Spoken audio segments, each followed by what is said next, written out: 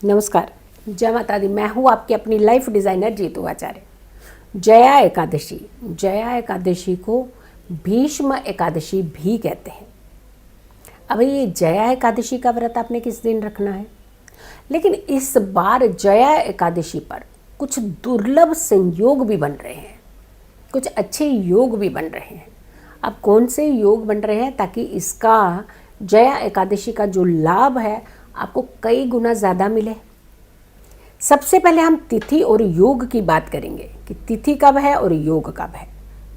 सर्वार्थ सिद्धि योग बन रहा है इस पर। तो सर्वार्थ सिद्ध योग में कहते हैं कि कोई भी कार्य आप करेंगे तो उसका कई गुना लाभ तो मिलता लेकिन सिद्ध हो जाता है, काम रुकता नहीं है, यानी सफलता की गारंटी जो होती है इसमें बढ़ जाती है। दूसरी बात आती है कि इंद्र योग। कहते हैं इंद्र योग जो होता है ये आपके किसी भी कार्य को पुष्टि करता है, इसकी कंफर्म करता है, मतलब हाँ जी कार्य आपका जरूर पूर्ण होगा। तो ये इंद्र योग भी बन रहा है। दो योग तो यही बन रहे हैं। और खास करके जब हम जया एकादशी की बात करते हैं तो कहते हैं कि बहुत ही पुण्यकारी होती है ये एकादशी। इसे भीष्म एकादशी भी कहा जाता है। और भीष्म एकादशी की जब हम बात करेंगे तो ये मोक्ष देने वाली एकादशी कहते हैं हम। यानी यहाँ पर अगर आपको मोक्ष की प्राप्ति मिलती है, अगर आपके कष्टों से आपको मोक्ष मिलता है तो वो यही समय होता है जब आप इस व्रत को आप कर सकते हैं। कुछ ऐसी एनर्जीज होती हैं जो हमारा पीछा करती हैं, कुछ ऐसी एनर्जीज होती हैं जो हमारे जीवन के अंदर कहीं ना कहीं रुकावटें पैदा करती हैं। वो होती है पिशाच एनर्जी। पिशाच योनि से भी मुक्ति मिलती है अगर आप जया एकादशी का व्रत रखते हैं, भीष्म एकादशी का व्रत रखते हैं, तो आपकी ये समस्या भी जो है वो कहीं ना कहीं पूर्ण खत्म होती है और इस समस्या का भी आपको निवारण मिलता है। जया एकादशी कब है, कितने बजे से है, ये खास करके आपको ध्यान रखना है। तिथि का आपने खास करके ध्यान रखना है।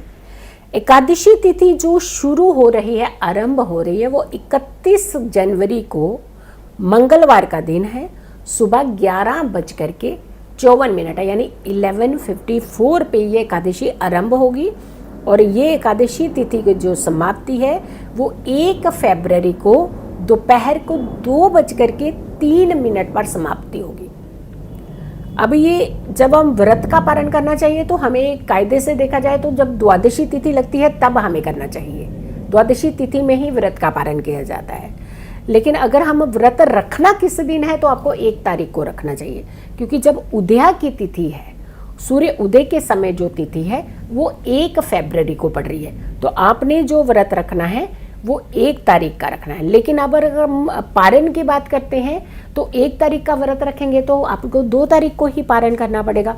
लेकिन 2 तारीख को पारण आपने सुबह 7:10 से लेकर के 9:10 के बीच में, ये आपने पारण इसी बीच ही कर लीजिएगा। ये बहुत अच्छा शुभ समय है जब आप एकादशी का पारण जो है वो आप कर सकते हैं। और बहुत सारी मान्यता है इस एकादशी को लेकर के कि मोक्ष की प्राप्ति होती है, पिशाच योनि से आपकी जो है मुक्ति होती है, और पितरों के लिए ये एकादशी बहुत उत्तम मानी जाती है। यानी कहते हैं कि पितरों के लिए अगर इस समय कोई काम किया जाए तो सीधे पितर जो हैं वो हमारे प्रसन्न होते हैं। जैसे जब पितृ पक्ष आता है तो हम बहुत सारी चीज़ें ऐसे करते हैं कि जब हमारे पितृ जो हैं वो शांत हो जाए। लेकिन ये समय कहते हैं कि जया एकादशी कुछ ऐसा ही योग संयोग वाली होती है, और उसमें भी कुछ अगर योग मिल जाए, जैसे इंद्र योग है, सर्वार्थ सिद्धि योग है, 2 योग जो हैं ये आपके इस कार्य को और भी सफलता की तरफ लेकर के जाते हैं। कुछ खास उपाय होते हैं जो कहते हैं इस समय हमें करना चाहिए। एक, जया एकादशी में पीली चीज़ों का इस्तेमाल किया जाता है, पीली चीज़ों का प्रयोग किया जाता है। अब पीली चीज़ जैसे भगवान के हो गया, अगर आप अर्पित कर रहे हैं तो पीली मिठाई का आप अर्पित कीजिए, भगवान को अर्पित कीजिए। भगवान विष्णु की आराधना कीजिए, और भगवान विष्णु की आराधना जो है इस समय किसी भी एकादशी में बहुत ही सर्वोपरि मानी जाती है। लेकिन माँ लक्ष्मी की आराधना की जाती है यहाँ पे इस समय। माँ लक्ष्मी की आराधना करना, भगवान विष्णु की आराधना करना।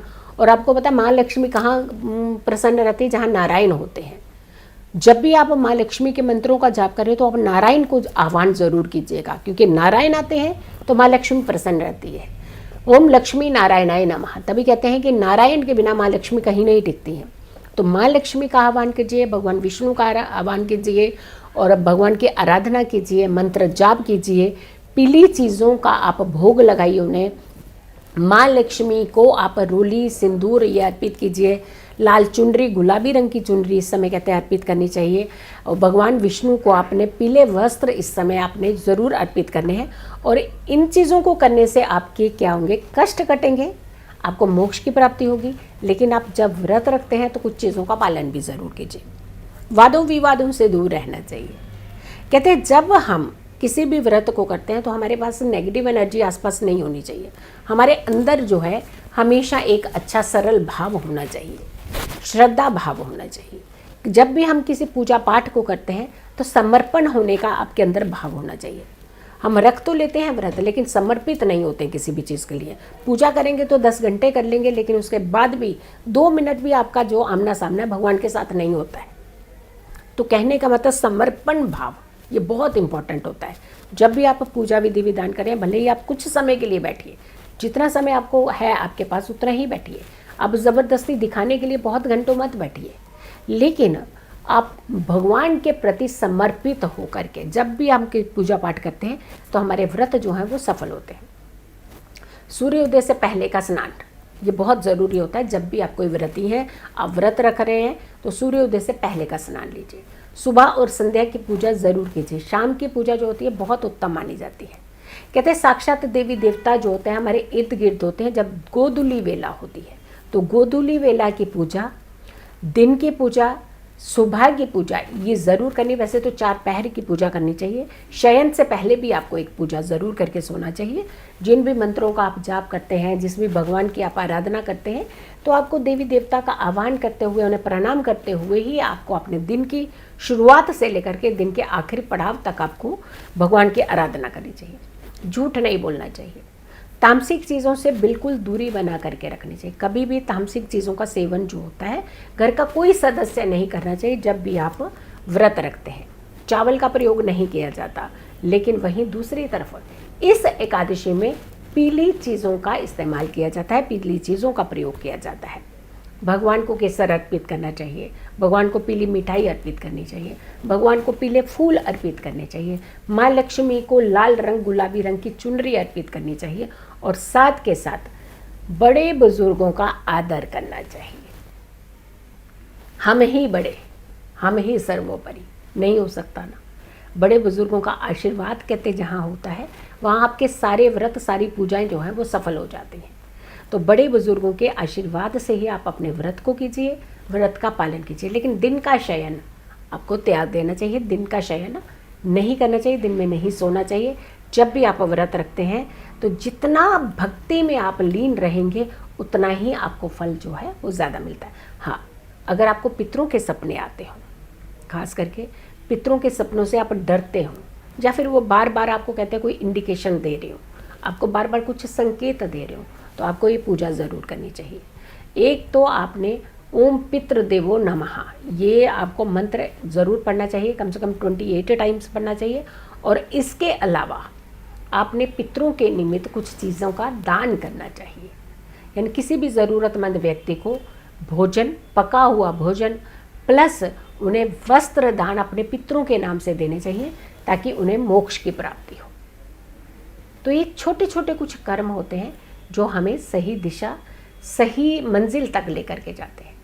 तो अगर आप लोगों ने अभी तक मेरे चैनल को सब्सक्राइब नहीं किया है तो ज़रूर कीजिएगा। वीडियो ज़्यादा से ज़्यादा लोगों तक ज़रूर शेयर कीजिएगा और मेरी आने वाली हर वीडियो को भी आप ज़रूर देखा करें। बहुत सारे लोग हैं जो कहते हैं कि हमें अपॉइंटमेंट लेनी है। बहुत सारे मैसेजेस आपके पास आपके मैसेजेस होते हैं वो हमारे पास आते हैं।